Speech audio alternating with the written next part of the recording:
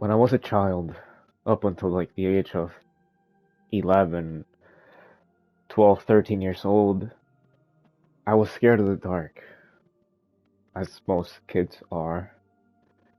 I remember, I was scared of being outside at night whenever I would laugh or do something that would annoy my sisters. They would kick me out of the room into the dark hallway, and I remember I would cry because it was dark and scary. I remember being scared of the upstairs in my house because you needed to go pretty high up the steps until you finally got to the light switch. But of course, as with most things in life, once you spend more and more time alone in a dark room, outside at night, or, you know, just in the dark, I guess, you come to realize it's not that bad. And up until when I was 23, so literally last year, I hadn't been scared of the dark. I wasn't scared of what could be hiding in it. If I heard a weird noise when I was outside alone at night, if, some weird thing happened, like I just wouldn't be scared, right? I'd be watching scary videos, movies, whatever. Nothing scared me as much anymore. But 1 year later now, I have come to fear and hate dark rooms all over again. Not because of what may be hiding in them, not because there might be a monster underneath my bed. It's not that kind of fear. It's more the kind of fear that once I'm all alone in a dark room, my mind just starts to wander. Don't get me wrong, my mind wanders all day long, but especially at night. It's really dark and quiet, and it bothers me how quiet it is. Because once again, I've said this in multiple times, in multiple videos, I mean, multiple times in multiple videos, that right now, if I had been stronger, if things had worked out between my friend and I, right now I wouldn't be here in my dark and quiet living room walking in circles. Right now, once again, I would be with my friend and our two little ones. Like, right now, instead of just being here in the dark, like, in this silence, like, I don't know, I could be talking with my friend, or our two little ones would be, like, playing, running around. I know my friend would, like, let them have sleepovers with their friends from school and, like, all this and all that.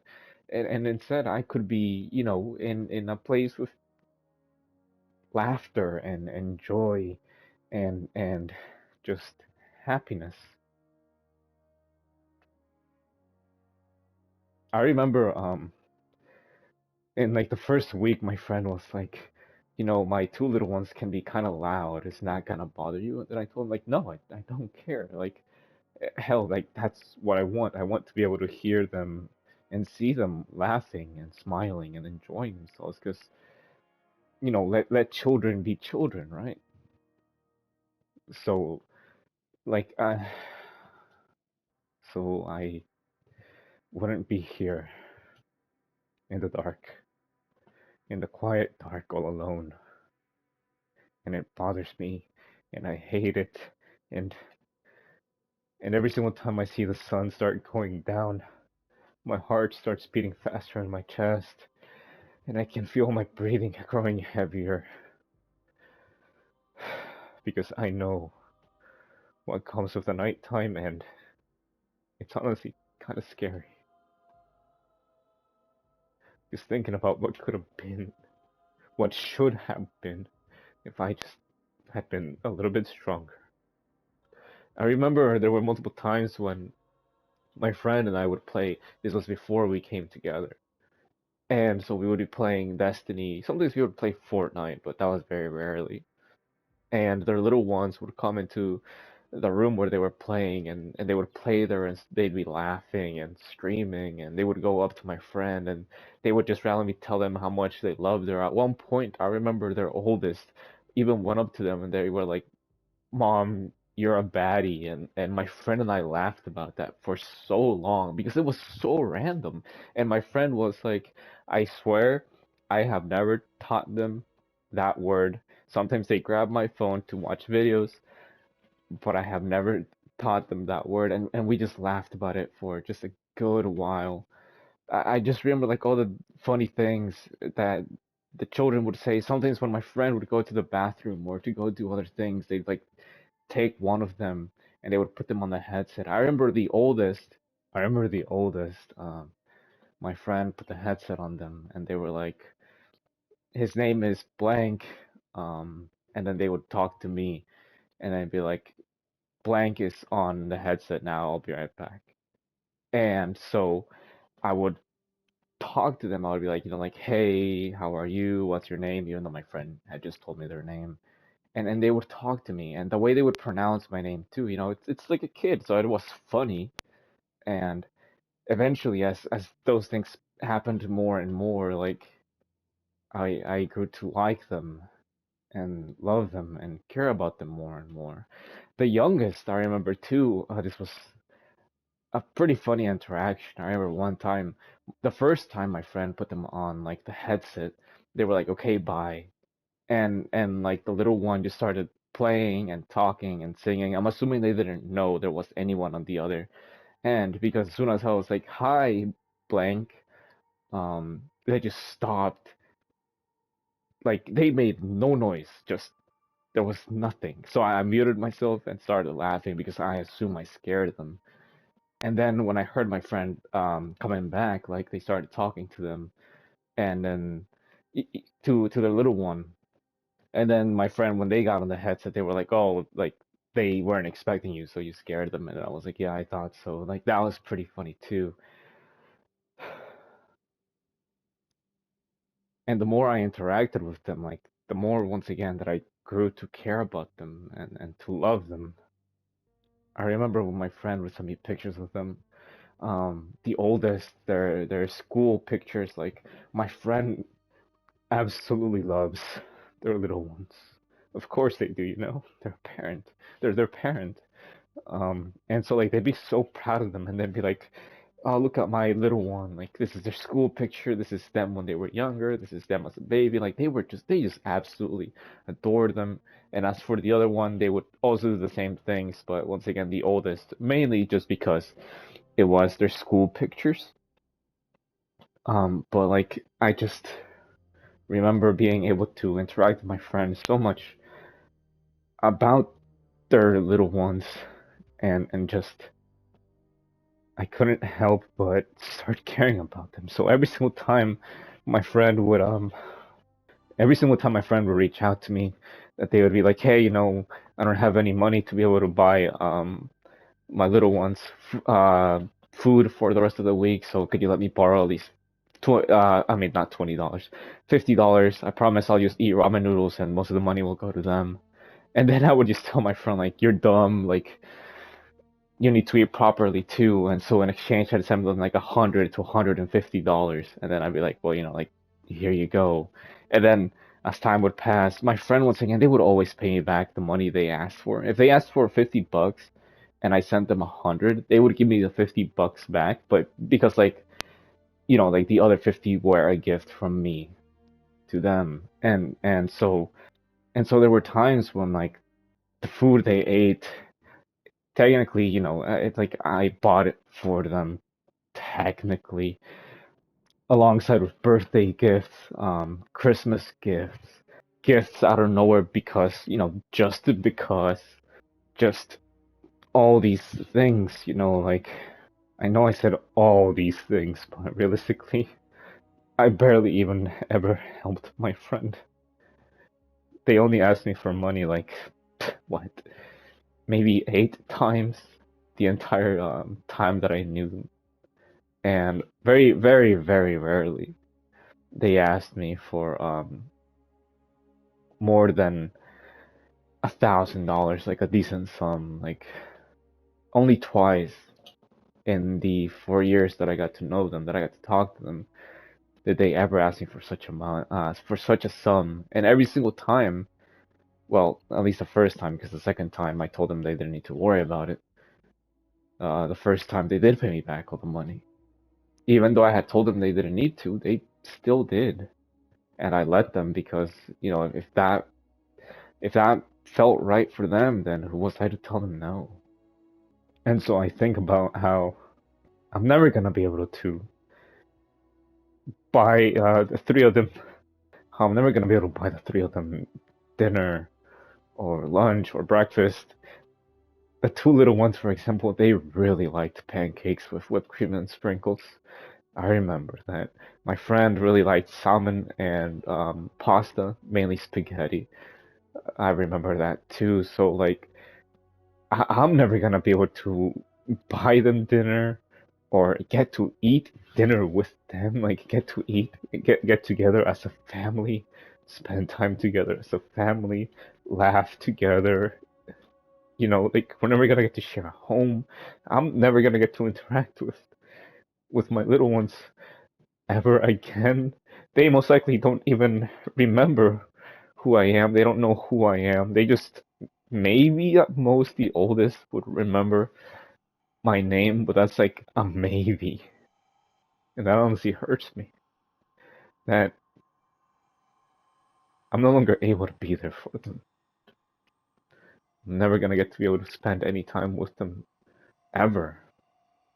And and I know I always say the forever and the never and ever, but like when you truly think about it, it's insane. Like I picture what my life was before I met my friend back when I was 21. Um, and I just like remember what it was like, that the time before I met my friend and then like the time after I met them.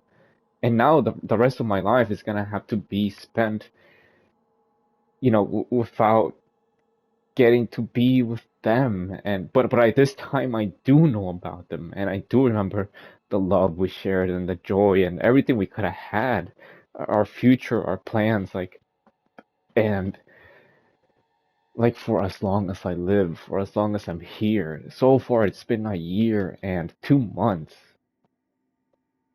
Like all I can do is just think and remember the memories and pray, but like I am never gonna be able to hear from my friend ever again. I'm never gonna be able to talk to my little ones. There's nothing there for me anymore.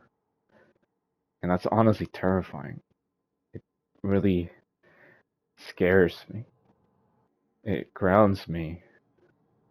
It reminds me of just everything. Really everything. Absolutely everything. All the times I failed my friend. All the times they needed me, even before we came to be together. I failed them multiple times. And I failed them even more times when we were together.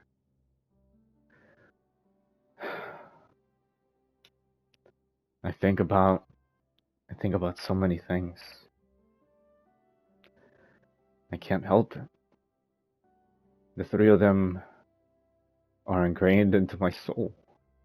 They'll be a part of me for as long as I live.